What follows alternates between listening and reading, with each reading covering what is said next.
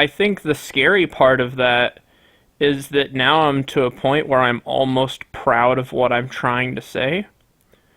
And I know that if I put myself out there, I'm opening myself up to criticism, but I need that. I need to be vulnerable on the internet, because if I don't, I'll never finish it. So here it is. Here we go. ゲームじゃない感じにして仕上げたいっていうようなゲームなんですけどゲームやってたっていう感じよりもなんか違うものが残ってほしいなっていうような感覚ですかね。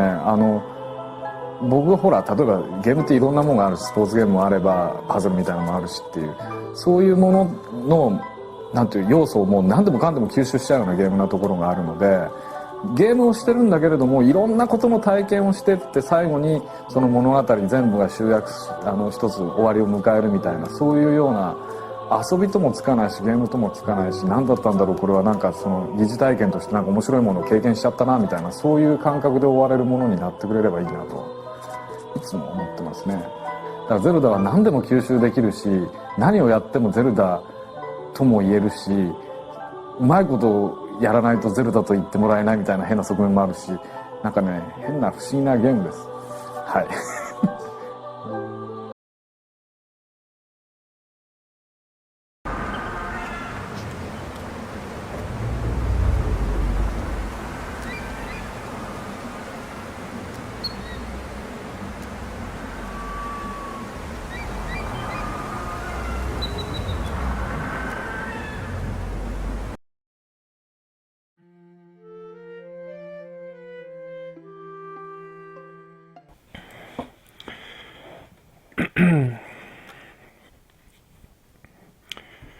Eiji Aonuma's 5 directed Zelda games are the single most over-discussed topic in what is a very short history of video games as artwork. Only a few decades, really.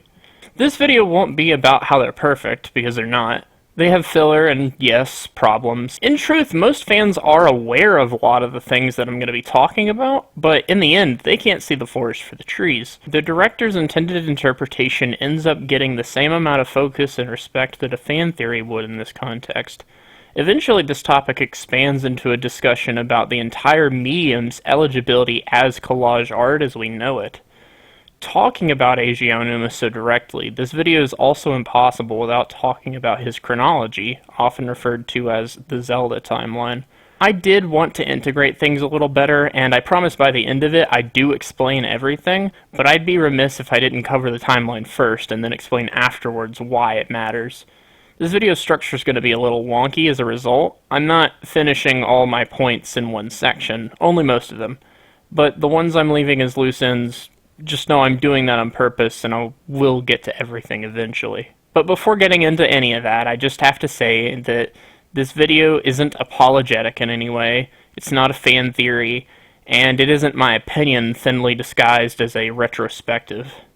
This is simply The Legend of Zelda as it was intended by Eiji Aonuma. So as previously mentioned, these games are not without flaws, but one of the main arguments of this video is that it's hardly the fault of any of the artists who are being paid by the studio. In this point in human history, we haven't widely accepted video games as art. Now, it may be true, it may not be true, but either way, they aren't treated as such in the industry. So level designers and directors with creative control aren't really put in the most favorable positions. Generally, they have to be as lucky as they are talented. But that hardly forgives fans who will, when this change of hands takes place, mercilessly rip into the new blood for being too different. And I want to say up front that even I've been guilty of this now that Mr. Fujibayashi has taken over from Aonuma. I don't want to make the same mistakes here that Zelda fans that we're about to make fun of have. We have to cover a lot of ground quickly anyway, and it'll be fun to make an example out of somebody. For that purpose, I'll be using the painfully insipid YouTube critic Matthew Matosis. So, the very first Zelda timeline can be found all the way back in 1991 in a Famitsu article. A Link to the Past is mostly a Tezuka game, but the manual for the game was penned by Koizumi. This was just before Aonuma was brought on, and in the manual you get to see a lot of different ideas that Koizumi and Aonuma would work on together in their earliest forms. But I'll just show the timeline here first. Okay, so you've got Zelda 3 at the top, and then it says the original Zelda makes her first appearance, and then it also says Link's ancestor question mark. Then after that it just says Nagai Nengetsu, I think, which is just like a long period of years and months.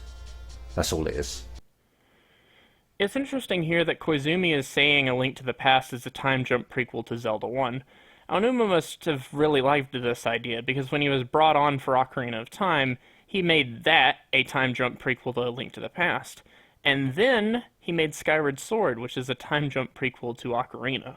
When we get into later the boundaries of Aonuma's creative control, this will be an important thing to go back over, because it shows the line between what he inherited and how he retooled it to fit his purposes.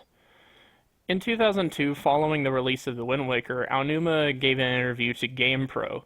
The GamePro interview is lost time, but it's been archived in this issue of Nintendo Power. Where does The Wind Waker fit in the overall Legend of Zelda timeline? In terms of the storyline, we decided that this game takes place 100 years after the events in Ocarina of Time. We think that as you play through the game, you'll notice that the beginning of the story explains some of the events in Ocarina of Time. You'll also find hints of things from the Ocarina of Time that exist in The Wind Waker. There's also a more complicated explanation. If you think back to the end of Ocarina of Time, there were two endings in that game in different time periods. First, Link defeated Ganon as an adult, and then he actually went back to being a child. You could say that The Wind Waker takes place 100 years after the ending in which Link was an adult. He says a similar thing in an interview he gave to Ninja in 2006 to coincide with the release of Twilight Princess. This is still in its original Japanese and was never officially translated to English, so forgive the Google Translate. Wind tact is parallel. Isn't it back to the childhood when Link flies to the world 7 years later at Ocarina and defeats Ganon? Twilight Princess is a world 107 years after a peaceful childhood. In the last scene of Ocarina of Time, Link and Princess Zelda come back as children and have a conversation. It is this story that the story's result is a little dragging, that the relationship between the three with Ganon goes in different directions. In the middle of the work, there's a scene where Ganon is executed. If you leave him alone, he will be executed because he is a sacker to do ridiculous things later. So that scene is a few years after Ocarina. So the executed Ganon was sent to a world, and this time trying to get that power. So by the way, the timeline was not made up for Hyrule Historia in 2011. It was something that Aonuma had discussed for 2 decades at this point, and there's all sorts of old message boards of fans also talking about the timeline for those exact reasons. Now, I'm not going to get too much into it in this video because we're mainly focusing on Eiji Aonuma's story intentions for his directed Zelda games. But yes, he does include games on his chronology that he had zero involvement in, and that much is a little confusing, understandably. I'm not going to say that these games aren't canon to each other, but if you think about it, or even if you don't, there's no possible way that these games could have any significant story connection. That's not what the timeline is about. The timeline is about how Wind Waker, Twilight Princess, and Skyward Sword all connect to Ocarina and Majora. As Eiji Aonuma developed his story, these were the only things that he was really concerned about. And fans get really enthusiastic and say that Wind Waker is a prequel to Link to the Past and, all this other shit, but actually, this is a real example of a forced reference.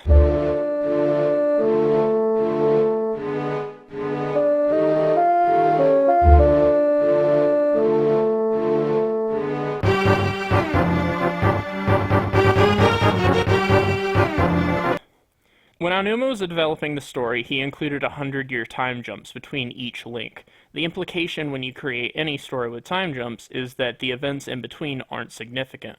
Nothing can happen after Ocarina of Time for a while because Ganon is sealed away. So these other games on the timeline, again, I'm not saying they're not canon, but they are superfluous. That's exactly explained in dialogue. It's the intended story of the games. This is what Aonuma means when he says this, and it's not confusing as long as you have basic comprehension of time travel and you don't try to poke holes in it like a contrarian. What Matthew really wants when he says that Minish Cap is a better prequel than Skyward Sword is for fans to be able to make creative changes to the story, and not the person directly responsible for that story. And well, that's problematic, to say the least. So anyway, anyone who says that the timeline was only made up after the fact or that it wasn't important, it's proof that the person either wasn't paying attention or is intentionally misleading their audience. Which one does Matt fit into? Well, you might be shocked. Now, I could nerd about this, but then he skips over the part where Zelda recaps it later. And then when Ganon seizes the Sacred Realm like they had been talking about the entire time, he says this. Look, if you're going to make a video essay where every video is dragged out to 40 minutes, you could at least have the common decency to actually read the endgame text. He skips the Wind Waker intro in the same vein. He's playing the GameCube version too, where you can't actually do that in gameplay, so he would have had to deliberately edit it out of his recording. No, it doesn't start on Outset Island. You know full well it doesn't, you hack. The only way to believe these things that he's saying is by deliberately ignoring the intended reading of the text. This is the story the way Eiji Aonuma intended it. It's not a theory, it's a fact.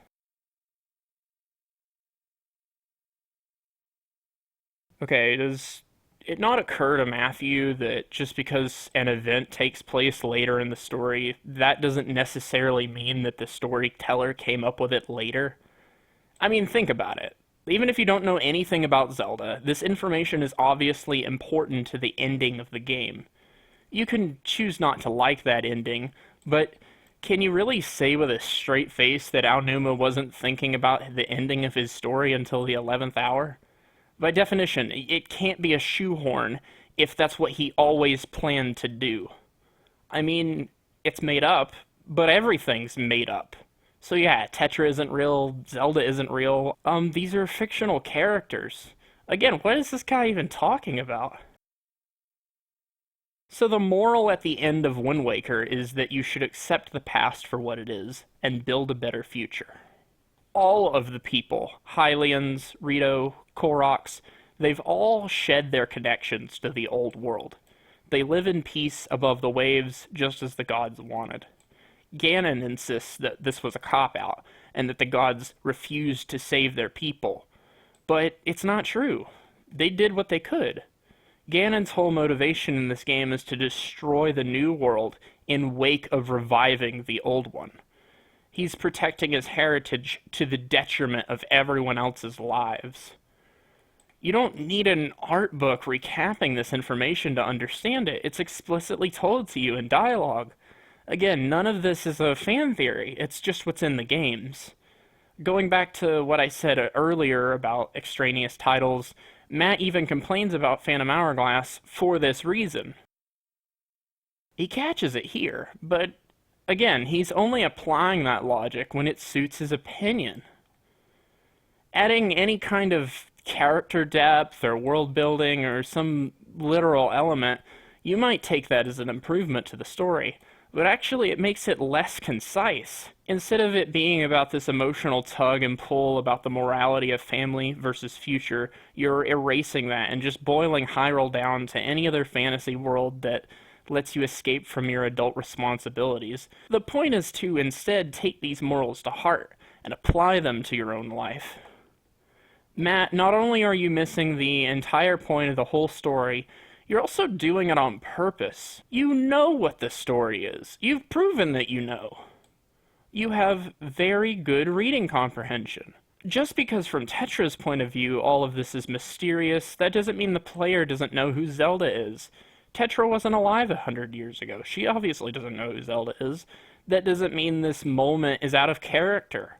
We the audience do know who Zelda is. Her name's on the title screen. This is dramatic irony.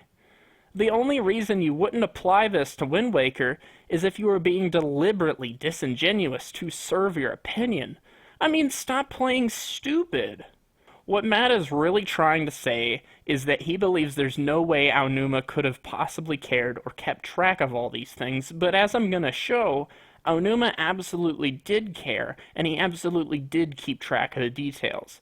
This is another clue that you can tell that Matt has no clue what the hell he's talking about, because he'll say over and over again that this is Miyamoto's story or that it's Nintendo's story.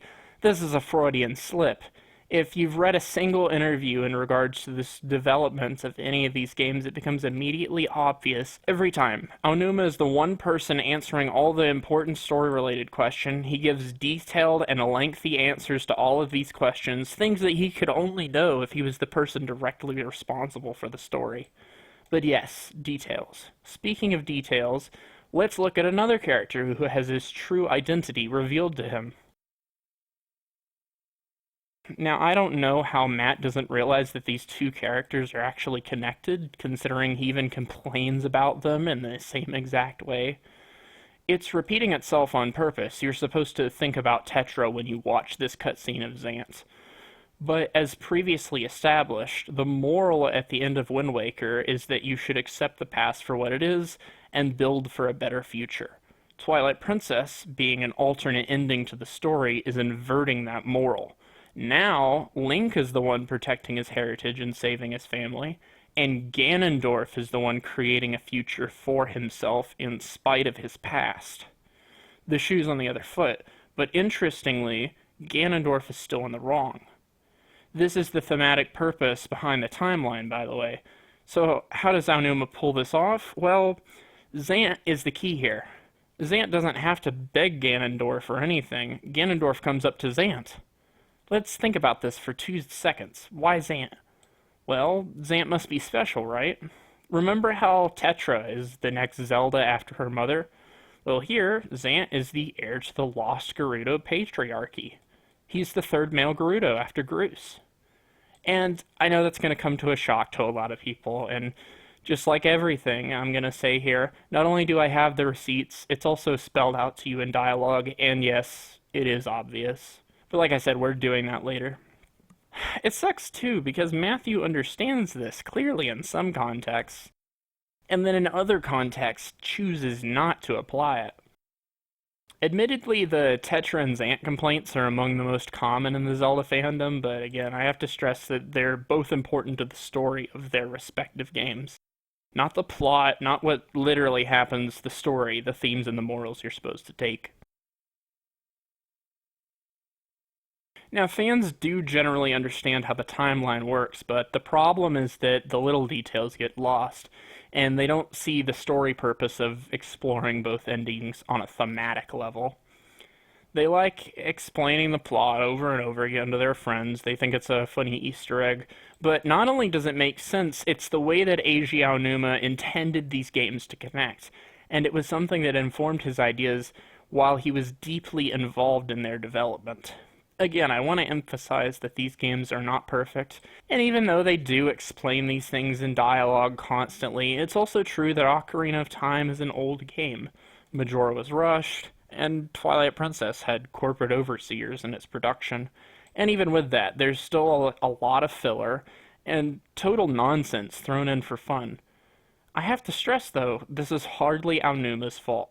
He had to inherit a major first-party intellectual property from what is now the richest company in Japan, and it was a gamble that he actually managed to get a payout from.